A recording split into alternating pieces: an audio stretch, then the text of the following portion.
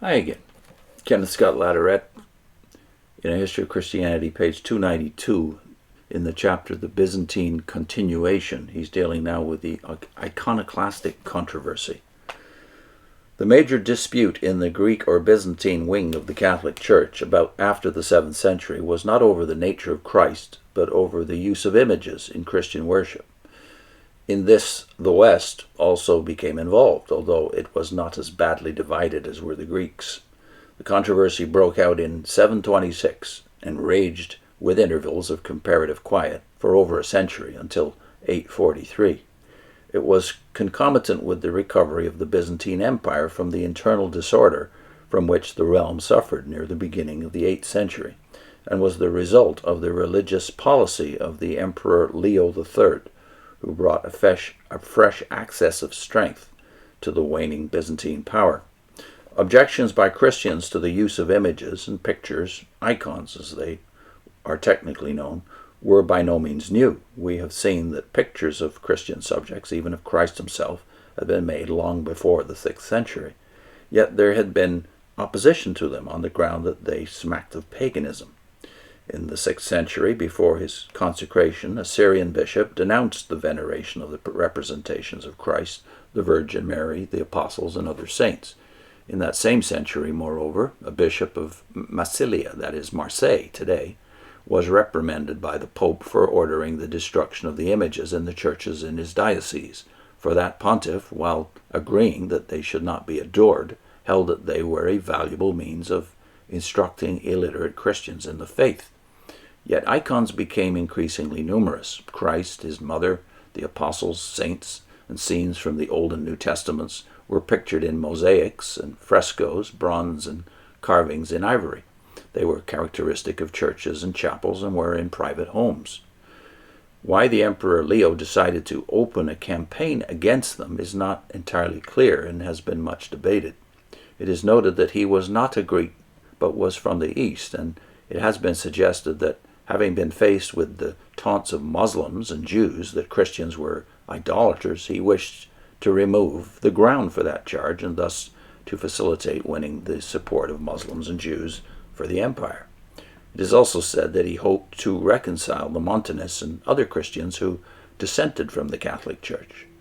Leo is reported to have been moved as well by the desire to make the throne master of the Church, to reduce the power of the monks, and to eliminate the control of education by the Church. His is likewise conjectured to have been a revolt of the non-Greek elements of the empire against the Greek dominance, for in general the Greeks were for the icons, and Leo and the other emperors who led in the attacks against them were of non-Greek stock and culture. Some have seen in the iconoclastic movement primarily an effort at religious reform. Whatever the motives which originally actuated Leo, the struggle became complicated by many factors. In it were, on the one hand, abhorrence of the use of icons as idolatry, and on the other, popular, emotional devotion to them, including veneration of some of the particular images which were singled out for destruction.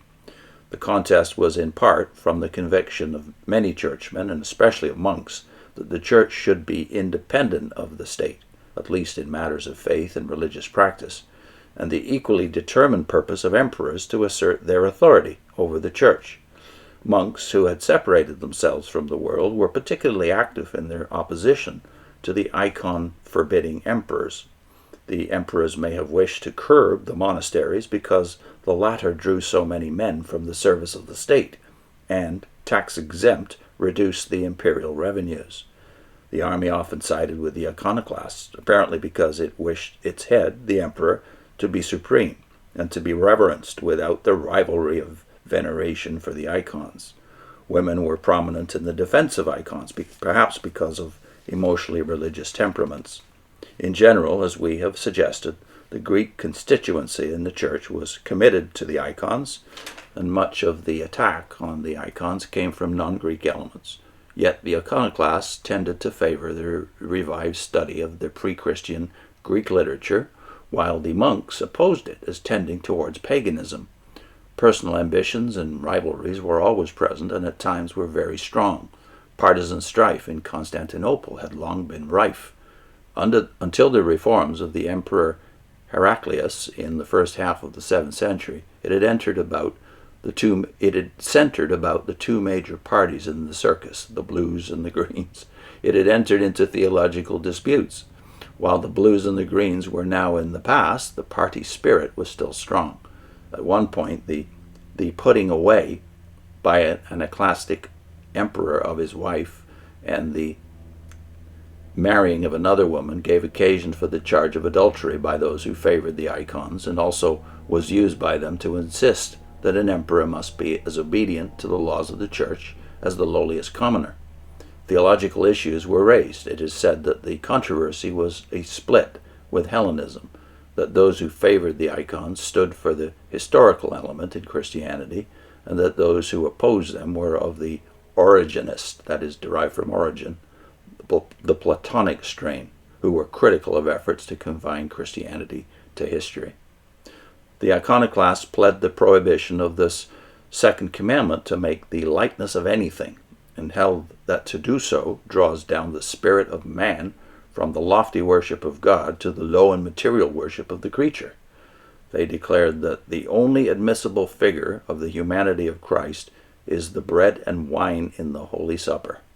They took a variety of attitudes towards the icons. Some were completely intolerant.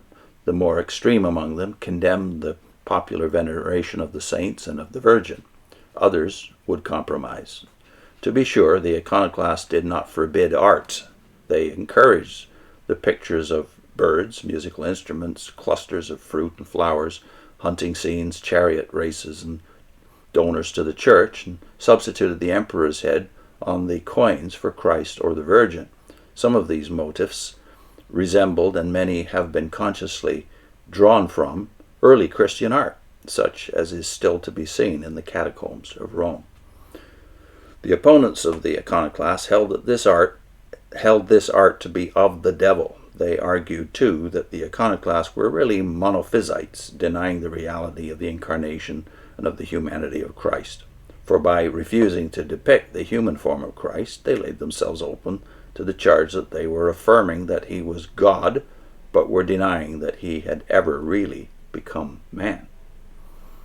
Put in a link to Jacques Ellul on the ways that the making of the religion of Christianity, the official religion of the Roman Empire, perhaps distorted Christianity. Ellul is generally negative in that area towards the events of the Middle Ages, but he certainly doesn't write off post-Nicene Christianity as non-Christian, as so many do, who are cultic in their thinking. So I'll put in a link to the first of a series of videos, I don't know, 6 or 7 altogether, linked together. This is the first. See you soon.